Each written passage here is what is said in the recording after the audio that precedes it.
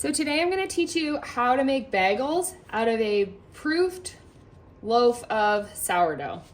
So this is obviously really overproofed. It's very jiggly, but you can do this with a regular proofed loaf of sourdough, and I'm going to teach you how easy it is to simply make your sourdough recipe so you can make your loaves in bulk, you can put them in the fridge to proof them, and you can bring them out and make bagels out of them. So we're going to just take this on the counter and flip it out. You can do this with round or oval loaves, so it doesn't really make a difference. And then we're going to just take our bench knife and we're going to divide it right down the middle. This doesn't have to be perfect. The bagels don't have to be exact, but then we're going to divide this into 4 pieces on either side. So this side is a little bit thicker than this side, but we'll go ahead and we'll divide it up the best we can.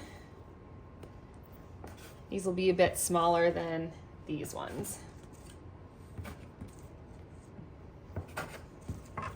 Okay, so we have our 8 pieces. So this is going to be quite a bit smaller. I'm going to add a little bit more to this one. We have our 8 pieces and we're just going to roll them gently into little balls. The nice thing about this is you don't have to do a second rise or anything. So just roll them gently into little balls. And basically the reason that you're doing that is you're trying to get these edges kind of tucked under the dough. And we don't want puffy, this is like you can see all the bubbles. These are very, very fermented. So you can go and you can pop any bubbles that you're seeing on the top. Go around and just pinch them into the center. And form them into balls. You can leave them like this if you wanted to make like a roll or something out of them. You don't have to make them into bagels.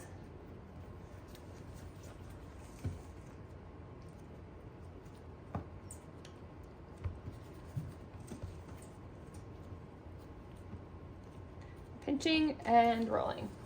Okay, so these don't have to sit or anything like that. I want to try to get those open edges tucked in as best you can. And the reason for that is because they will open up in the oven. So what I'm going to do now is I'm going to go around and I'm basically going to flatten out these rolls because we're making bagels. We don't want our bagels to be super puffy. And the reason for that is because when you put them in the oven, they are going to bake into the center. So sometimes you end up with, closed middles in your bagels. So try as best you can. These are going to puff up a lot, and we're going to boil them too. We are going to do them in the soda bath.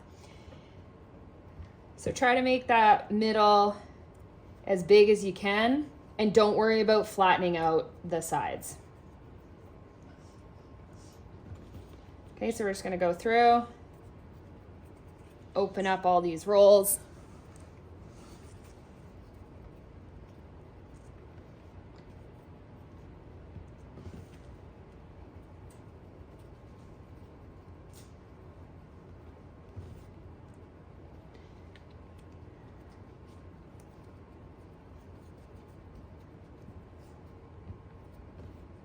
So if you made a regular master recipe, and you can find that in any of my classes on our website. If you made my regular master recipe, that makes 2 loaves, which if you went all the way through the fermentation, you could make 16 bagels. So I'm just using one of the loaves today to demonstrate, but one master recipe would make 16 bagels. These are really nice to freeze and have on hand. You can pre-cut them, stick them in the freezer, and have them as regular bagels. Okay, so now we're gonna put these into our soda bath.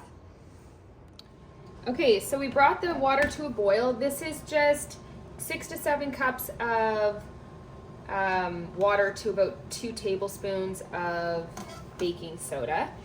And you just put the dough, the bagels in. Oops, I broke that one. We're just gonna do about 30 to 40 seconds on each side. Okay, so once it gets to that, you can flip them over. It's okay if they're a little wrinkly, that's really normal. And we'll do 30 seconds on the first side, 30 seconds on the second side, and then we're gonna take them and put them on our parchment paper to finish out before we put them into the oven. So just taking them off and kind of straining out the water as best you can, adding them over onto the parchment paper. These are gonna give us nice big bagels.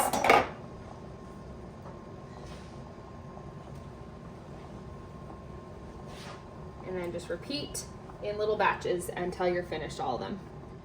Okay, so now we have these out of the soda bath, and we're going to just brush the tops of them with our egg.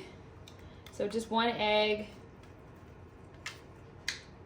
We're gonna go around and brush the tops.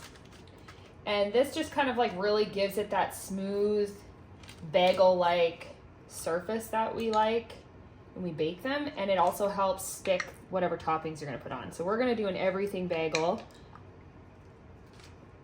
That was a little too much egg. You wanna make sure you don't go too heavy on the egg. That was a little too heavy on the egg. So you just want like a glaze almost on the top.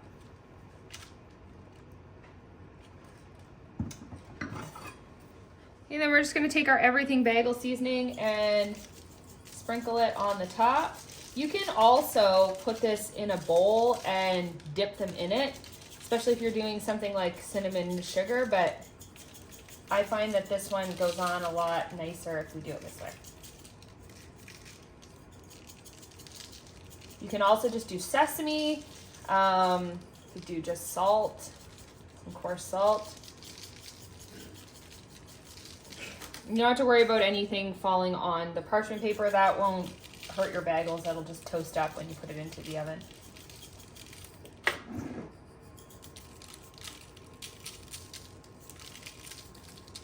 So now we're just gonna stick these into the oven at 425 for like 25 to 30 minutes.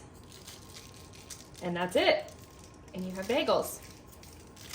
Nice, fully fermented bagels that are only made out of 3 ingredients. So that's what's really great about these ones. They're just the simple sourdough recipe with 3 ingredients made into your bagels.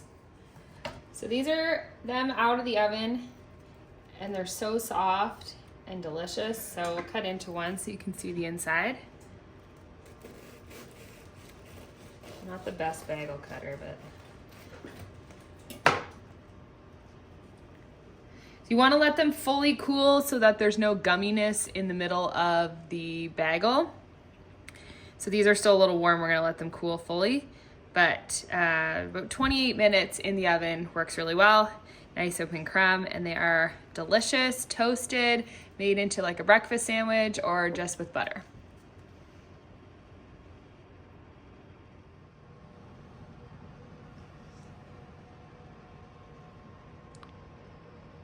So the trick to bagels that works really well, so if you're making a sourdough recipe and you make like a cinnamon and raisin sourdough, or you have inclusions like cheese or jalapeno, anything like that, you can do cheese and jalapenos on top. You can do inclusions in your sourdough and you can make them into bagels. So this is a really great way to incorporate different flavors into your bagels.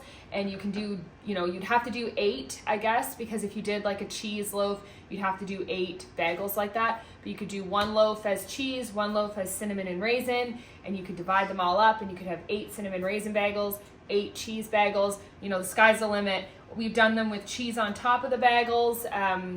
You can do anything basically with them. We've done cinnamon and sugar on top of the bagels. So basically whatever you like to do in your actual sourdough bread for inclusions, you can do that and then make them into bagels, and they are delicious.